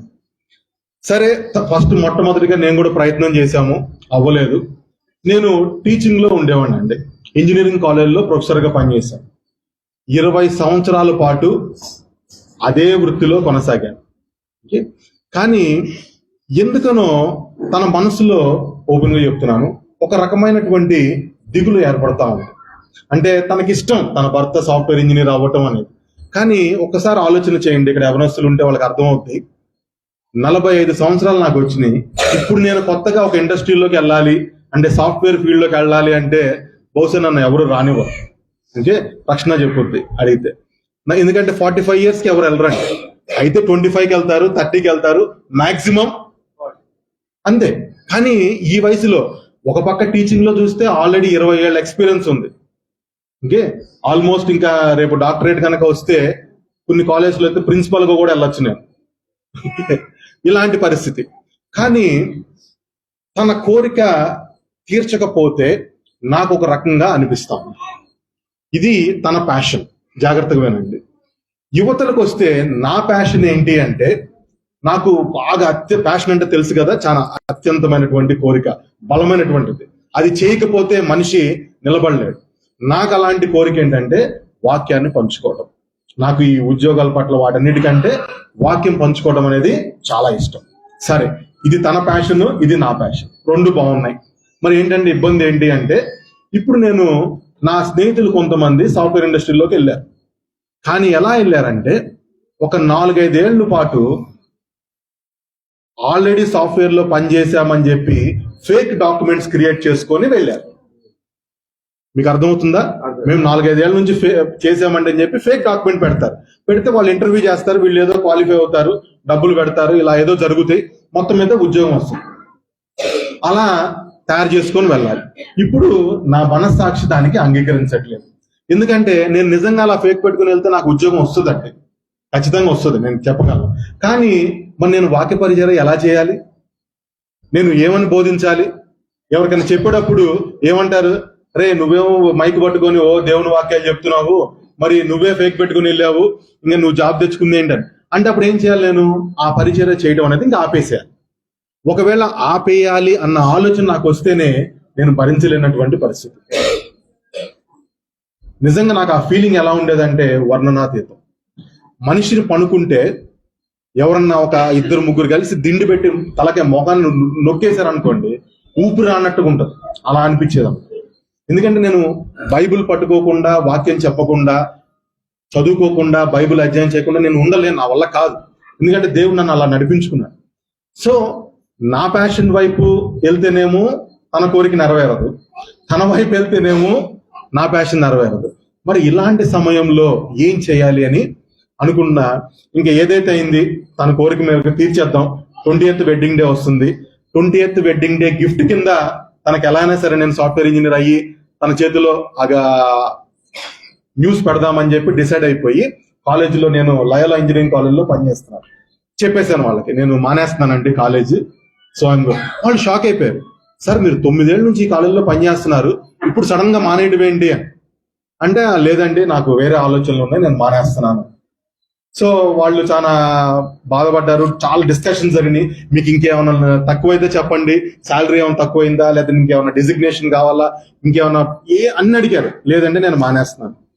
సరే మీ ఇష్టం, మీరు డిసైడ్ అయితే మేము చేయగలిగేది ఏముందని చెప్పేసి అయిపోయింది సెమిస్టర్. చక్కగా సెండ్ ఆఫ్ పార్టీ ఇచ్చేశారు. ఓకే, అందరూ 4 మంచి మాటలు చెప్పారు, సార్ ఇది అది ఇది అని చెప్పారు, అయిపోయింది. తీరా చూస్తే ఇక్కడ ఉద్యోగం రావట్లేదు. నాకేమో లోపల స్ట్రగుల్, ఎలా వెళ్ళాలి దీంట్లోకి, ఫేక్ పెట్టకుండా ఎవడు ఉద్యోగం ఇవ్వడు, ఏంటిది అని. ఉద్యోగం అయిపోయిందండి, మానేశాను. లయోలా కాలేజీలో ఉద్యోగం అయిపోయింది. వాళ్ళందరూ సెండ్ ఆఫ్ షాల్వా కప్పారు, చిన్న గిఫ్ట్ ఇచ్చారు, అయిపోయింది. మరి తర్వాత ఏం చేయాలి అని ఎన్ని ప్రయత్నాలు చేసినా ఒక్క ఉద్యోగం కూడా నాకు రాలేదు. No, I didn't get any job. Interview దాకా వెళ్తున్నాను, అంత బాగుంటుంది, కానీ ఆ డాక్యుమెంట్స్ అడుగుతున్నారు. లేదంటే ఆ డాక్యుమెంట్స్ లేవంటే సారీ సార్, సారీ అంటారు వాళ్ళు, we will get back to you అంటారు, ఇంకా ఫోన్ చేయండి. ఓకే, మనకు తెలిసిన వాళ్ళు కూడా అడిగాను నేను చాలా మంది, ఇంకే ఏమన్నా అవుద్దా అని. లేదు అవ్వట్లేదు. మీరు నమ్మరు, విపరీతంగా ప్రార్థన చేయడానికి కూడా నాకు అవ్వట్లేదు. దేవుణ్ణి ఏం అడగాలో కూడా నాకు అర్థం కావట్లేదు. ఏం అడగాలి? అయ్యా నేను ఫేక్ పెట్టాను, నాకు జాబ్ ఇప్పించమని అడగమంటారా? ఇప్పుడు ఒక స్టూడెంట్ ఎగ్జామ్కి వెళ్ళి కాపీ పెట్టాను, దేవుడా నేను జాగ్రత్త కాపీ కొడతాను, ఇన్విజిలేటర్ నన్ను పట్టుకోకుండా చూడు, నేను వచ్చి చందా వేస్తానంటే అవుతుంది? అవ్వదు. ఎందుకంటే దేవుడు ఎప్పుడు అలాంటి పనులు ఎంకరేజ్ చేయరు. మరి అలాంటప్పుడు ఎట్లాగా అని అనుకున్నప్పుడు నేను ఒకటే అనుకున్నా బలంగా, దేవా ఎలా చేస్తారో ఏం చేస్తారో నాకు తెలియదు, ఇది గనక జరిగితే నేను దీన్ని ఒక సాక్ష్యంగా చెప్తాను, ఎందుకంటే ఇది నిజంగా సాక్ష్యమే అవుతుంది అని అనుకున్నాను. ఆశ్చర్యపోయే రీతిగా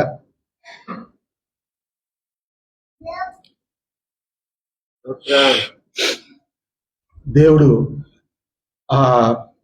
ఒక యుఎస్ బేస్డ్ కంపెనీలో జాబ్ను అనుగ్రహించారు. మరి వాళ్ళు ఇంటర్వ్యూ చేశారు.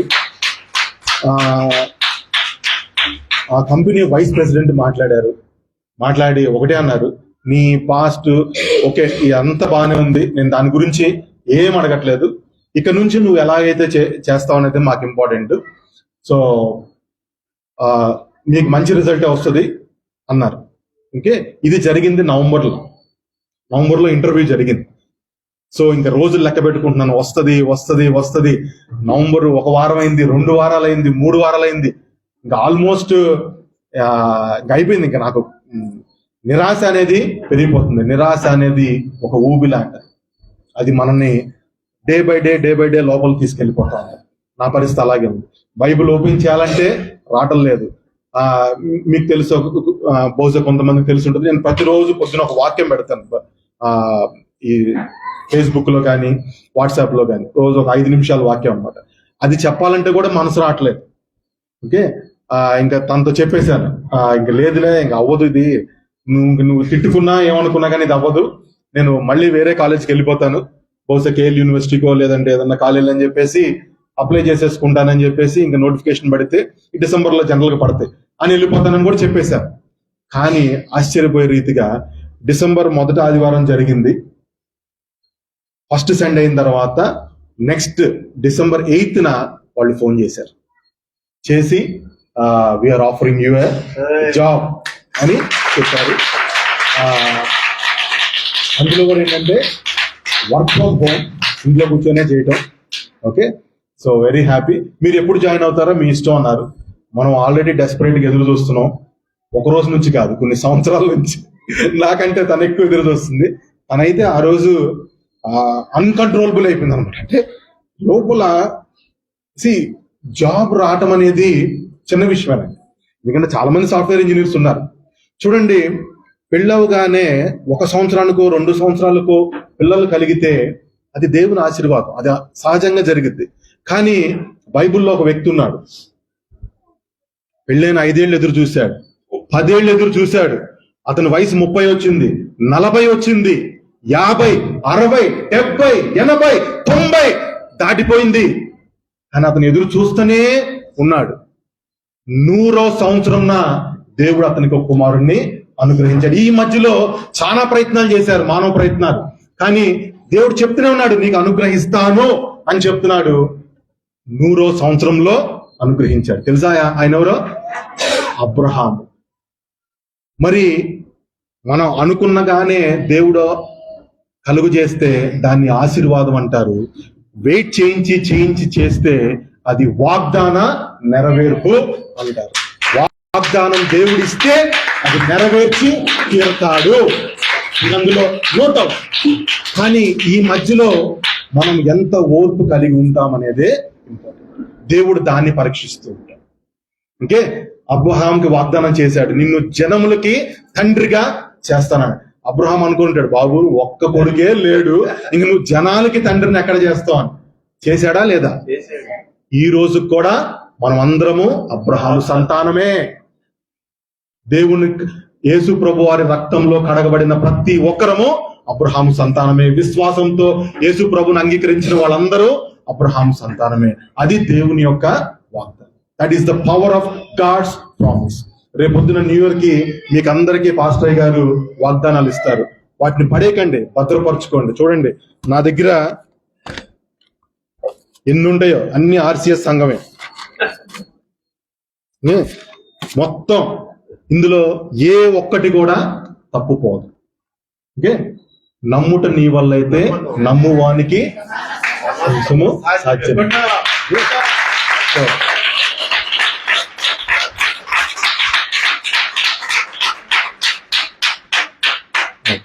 సో అది చిన్న సాక్ష్యం. డిసెంబర్ 10th జాయిన్ అయ్యాను. ఓకే, ఇవాళ 21, 10 రోజులు దాటిపోయింది. ఓకే, వాళ్ళు కూడా చాలా హ్యాపీగా ఉన్నారు, వర్క్ అది అసైన్ చేస్తున్నారు. Okay, so I'm in the process. ఇంకొక చిన్న మాట చూడండి, అంటే ఎలాంటి ఫీల్డ్ లోకి దేవుడు తీసుకెళ్లాడంటే మీకు అందరికి తెలిసి ఉంటుంది, సాఫ్ట్వేర్ లో వాళ్ళంది రావటం వల్ల చాలా మంది ఉద్యోగాలు పోతున్నాయి అంటున్నారు. అదేంటో చెప్పగలరా? ఇది రావటం వల్ల చాలా మందికి ఉద్యోగాలు పోతున్నాయి అండి అని చెప్తున్నారు. అబ్బా సూపర్, మన సంఘం మంచి అడ్వాన్స్డ్గా ఉన్నారు.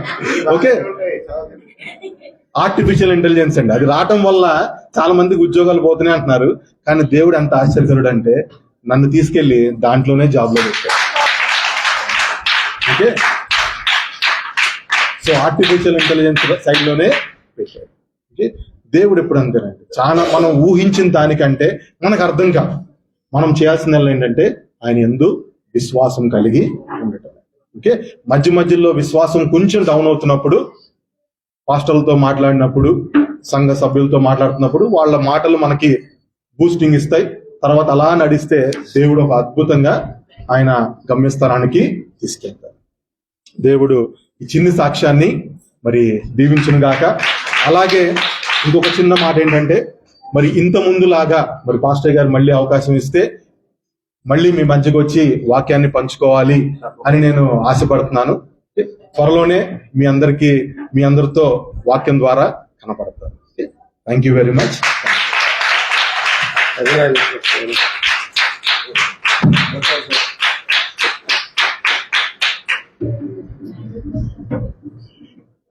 డ్యూటీలో ఏదైనా నీకు డౌట్స్ వస్తే అయ్యా దేవునికి స్తోత్రం చెప్దాం. హల్లెలూయా. ఇది నమ్మలేని నిజాలు అంటారు చూసారా, ఇదే అద్భుతం. నీకు ఏదన్నా వర్క్ లో కొంచెం డౌట్స్ వస్తే డైలాగ్ అని అడుగయ్యా, చెప్పొద్దు, నవ్వద్దు. అసలు వీళ్ళకి ఎందుకంత లేట్ చేసారు తెలుసా? అసలు సాక్ష్యం చెప్తే మీరు వాళ్ళని పడతారు. ఇద్దరు మా పెళ్ళైన సంవత్సరమే ఇద్దరికి హెచ్సిఎల్ కంపెనీ తెలుసా మీకు? నంబర్ 1 కంపెనీస్ ఇప్పుడు ఉన్న వాటిలో హెచ్సిఎల్ కంపెనీ. దాంట్లో మెడ్రాస్ లో హెచ్సిఎల్ కంపెనీలో ఇద్దరికి భార్యాభర్తలు ఇద్దరికి వచ్చింది సాఫ్ట్వేర్ జాబ్. 1 సంవత్సరం కూడా చేయలేదమ్మా. ఆమెకేమో మెమ్మి అనుకుంటా ఉంది, ఈతో పాటు ఆయన కూడా మెమ్మి అనుకుంటూ వచ్చేసాడు. రిజైన్ చేసి వచ్చారు. ఈ రోజు కానీ అదే కంపెనీలోనో లేకపోతే వేరే కంపెనీస్ ప్రమోట్ అవుతా వెళ్ళుంటే చెరొక 5 లక్షలు, ఆయన తక్కువ చెప్తున్నాను, చెరొక 5 లక్షలు 10 లక్షలు జీతగాళ్ళు అయి ఉండేవాళ్ళు ఇద్దరు. కానీ ఏమో దేవుడు ఎందుకు అప్పుడే దేవుని చిత్తం అయితే అది వీళ్ళెదురు తిరిగి వచ్చారు కాబట్టి మరి దీంట్లో ఫ్లరిష్ కానిలేదు దేవుడు. మళ్ళీ దాంట్లో తీసుకెళ్లి కూర్చోబెట్టాడు. దేవుడు రాబో కాలంలో ఇంకా నిండుగా పెట్టుగా ఈ దంపతుల్ని మీకు ఇచ్చిన సంతానాన్ని దీవించును గాక. మంచిది నాయన. నువ్వు అడిగావు కాబట్టి క్రిస్మస్ ఈవినింగ్ మీకు ఏమైనా ఖాళీ ఉంటుందా? క్రిస్మస్ రోజు ఈవినింగ్? సరే సరే, ఓకే. ఇంకో రోజు చూద్దాం. మంచిది తల్లి. మనం దా పాట పాడుకున్నాం కదా, ఏమైనా చేయగలవు, కథ మొత్తం మార్చగలవు, నీ నామముకే మహిమంతా తెచ్చుకొందుము. యేసయ్యా యేసయ్యా నీకే దేవునికి స్తోత్రం. మరి ఈ సందర్భంగా కానుకలు పట్టేసాం కదా. మన దాలక్క వాడికి చిన్నపిల్లలకి మన యూత్ వాళ్ళకి అందరికి దాలక్క చిట్టుబాబు గారు అలవాటు. వాళ్ళ వివాహ సందర్భంగా ఈరోజు వాడు మనకి స్నాక్స్ ఏర్పాటు చేశారు. మీరు అది ఉందా తెప్పించండి. మరి అయితే నేను ప్రార్థన చేసేస్తాను, ఆ తర్వాత మీరు అరేంజ్మెంట్ చేసుకోండి. ఈరోజు డ్రింక్ సప్లై లేదుగా బసన్న, నువ్వు బాస్తావా? సరే. ప్రభువా స్తోత్రం నాయన. డిసెంబర్ మాసంలోని 3వ పునరుద్ధార దీపారాధనలో చక్కగా కీర్తన ద్వారా నిన్ను మహిమపరుస్తుంది ధన్యత. పరిశుద్ధ ఆరాధనలో ముందుకు సాగిపోయే కృప, వాక్యంలో మీరు మాకు ఇచ్చిన బోధ, మరి ప్రణబ్ కుమార్ చార్లెస్ ఆ కుమారుడి నోటి ద్వారా మీరు పలికించిన గొప్ప సాక్ష్యం. అవునాయన, గొప్ప సాక్ష్యం ఎందుకు అంటున్నానంటే అది అసాధ్యమైందే. ఆ వయసు పరంగా కానీ తనకు అసలు ఇన్ఎక్స్పీరియన్స్ ఫీల్డ్లోకి వాళ్ళని ప్రేరేపించి ఉద్యోగం ఇప్పించారంటే అది మీ కృపే నా తండ్రి. ఈ ఆరాధన అంతటినీ మీ అధ్యక్షతకు అప్పచెప్పి ప్రార్థన చేసి ప్రారంభించాం. ఈ చివరి ప్రార్థన వరకు మీరు ఎంతో సంతోషాన్ని సంతృప్తినిచ్చినందుకు స్తోత్రాలు. వీళ్ళందరినీ కేరళ పార్టీ బృందంలో కాచి కాపాడి సంతోషాన్ని సమాధానాన్ని ఇచ్చినందుకు స్తోత్రాలు. మేము దర్శించిన గృహాల్లో మాకు ఆతిథ్యం ఇచ్చిన ప్రతి గృహముకి మీరు ప్రత్యేకమైన ఆశీర్వాదం దయచేయండి. మీరు కృప చూపించండి ఆయన, కాపుదలను అనుగ్రహించండి. అలాగే ఈ రాబో ఇయర్లో కూడా ఆ కేరళ పార్టీ బృందాన్ని ఇంకా ఇంకా ఎక్కువ మంది పోయి ప్రియుల గృహాలను దర్శించే బాధ్యత మాకు ఇవ్వండి. ఆ గృహస్థులకు కూడా ఇవ్వని కోరుకుంటున్నాను నాయన. కృతజ్ఞత కానుకలు సమర్పించుకున్న వారి కృతజ్ఞత కానుకలను, సంఘ కానుకలను మీరు స్వీకరించి అంగీకరించి నూరిక ప్రతిఫలం ఆశీర్వాదం దయచేయండి. ఇదిగో నా ప్రభువా, నా రక్షకుడా, నా దేవుడా, క్షేమంగా మమ్మల్ని అందరినీ తీసుకొచ్చారు, సురక్షితంగా మా గృహాలు ఇచ్చారు. ఎక్కడ ఎవరికి ఏమిటో ఎదుర్కొనే ఇబ్బందులు, గంటముల అపాయాలు జరగకుండా క్షేమకరమైన నీ కృపా నేడలో పాత్ర. అలాగే నాయన, రాబోతున్నటువంటి బుధవారం రాత్రి క్రిస్మస్ ఈవ్, అలాగే నా తండ్రి గురువారం అనగా 25th ఈవినింగ్ సాయంత్రం 6 గంటలకు జరిగే అసలైన క్రిస్మస్ ఆరాధన, ఆ తదనంతరం 31st నైట్ అలాగే 1st ఈవినింగ్ జరిగే ఆరాధనలు కానీ కార్యక్రమాలు కానీ మీ ఆధ్వర్యంలోనే ఆశీర్వాదకరంగా నడిపించమని కోరుకుంటూ మరొకసారి మమ్మల్ని అందరినీ మేము ఈ కృపాస్తాలకు అప్పచెప్పుకుంటూ యేసునామములో ఈ ప్రార్థనను సమర్పించి వెతుకులాడి వేడుకొచ్చున్నా నా పరమ తండ్రి. పరలోకమందున మా తండ్రి, నీ నామ పరిశుద్ధపరచబడును గాక, నీ రాజ్యం వచ్చును గాక, నీ చిత్తం పరలోకమందు నెరవేర్చుటకు భూమి మీద నెరవేర్చబడును గాక. మా ఎదురు ఆహారం ఇది మాకు దయచేయండి. మా అపరాధం చేసిన వారిని పిలిచి ప్రకారం ఆహారం శోధనలో చేకాదృష్టిని తప్పించు. రాజ్యము, శక్తి, మహిమ నిరంతరము నీవే ఉన్నావు. మన పరమ తండ్రి అయినటువంటి దేవుని ప్రేమయు, మన ప్రభువును ప్రియరక్షకుడైన యేసుక్రీస్తు వారి ప్రభువు, పరిశుద్ధాత్మ దేవుని అన్యోన్య సహవాసం ఇక్కడ కూడి వచ్చిన ప్రతి బిడ్డకును, రైల్వే క్రిస్టియన్ సమాజంలోని ప్రతి సభ్యుడికి, వారి కుటుంబీకులకు, ఆన్లైన్ లో మనల్ని సపోర్ట్ చేస్తున్న బిడ్డలకును సకల పరిశుద్ధులకును సదాకాలము తోడయుడును గాక. ఆశీర్వాదం మా మీద వర్షింప చేయుమిసా, ఆశతో నమ్మి నీ సత్య వాగ్దానము ఈ మాయి మీద కృమ్మరించుము దేవా, క్రమర ప్రేమ వర్షము కృమ్మరించుము దేవా. ఆమేన్. ఆమేన్.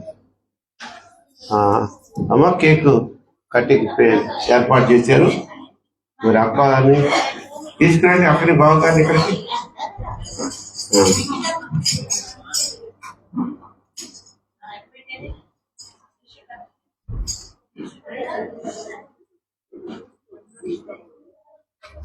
ఆ ఫ్యాన్ ఆపయ్యా.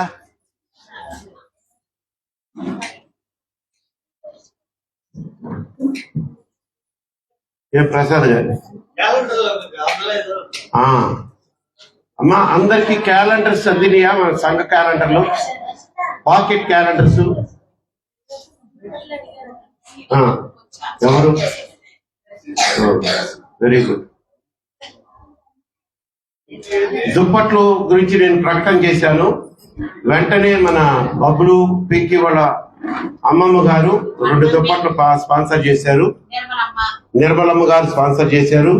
ఇప్పుడు ఎవరమ్మా?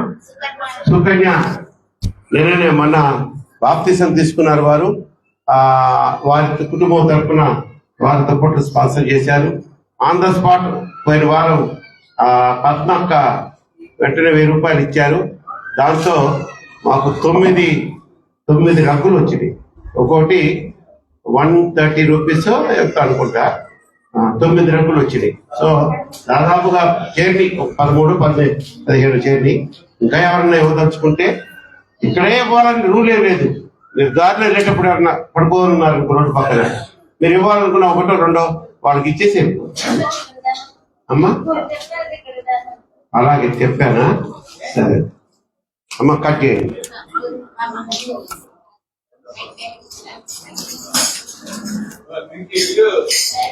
చిన్న ప్రార్థన చేద్దాం. ప్రభువా స్తోత్రం నాయన. 20 సంవత్సరాల క్రితము ప్రణబ్ని అలాగే వింజమ్మను భార్యాభర్తలుగా జతపరిచారు. సరేనా తండ్రి, ఇది మీ చిత్తమే కనుక వారిని ఎంతో ప్రేమించి అనేక సందర్భాల్లో అంచెలంచెలుగా ఆశీర్వదించుకుంటూ వచ్చారు. ఎక్కడ వారిని తగ్గనీయలేదు నా తండ్రి. స్తోత్రాలు చేస్తున్నాను. ఈరోజు 20వ వివాహ వార్షికోత్సవ దినం నా తండ్రి. ఎంతో ఘనంగా జరుపుకోవడమే కాకుండా సంఘంలో చక్కటి సాక్ష్యం, ఆయన అద్భుతమైన సాక్ష్యం ద్వారా నేను మహిమపరిచాను. ఇచ్చిన కుమారుడు విక్కిబాబును బట్టి, కుమార్తె వర్షును బట్టి స్తోత్రాలు చేస్తున్నాను. ఈ కుటుంబం అంతా నిన్ను ప్రేమించే కుటుంబము, ఈ నామం ఎరిగిన కుటుంబం కనుక ఇటువంటి వివాహ దినోత్సవాలు అనేకములు జరుపుకొని నీ సాక్షి బిడ్డలుగా నిలబడటకు వీరికి మంచి అవకాశం ఇచ్చి కృప చూపిస్తున్నది. దీర్ఘాయుష్తో మంచి ఆరోగ్యంతో అభిషేకించండి. యేసు నామములో వేడుకొని ప్రార్థిస్తున్నాను నా పరమ తండ్రి, ఆమేన్.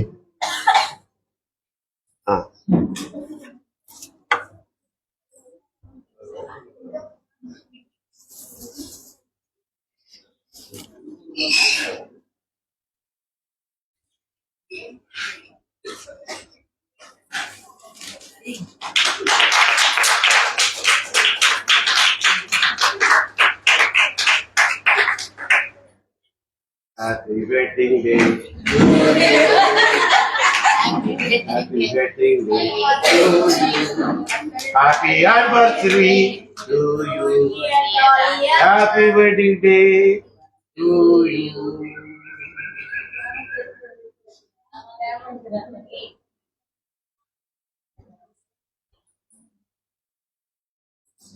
ఈ లోపల అవి పంచేయండి అమ్మా, పంచేయండి.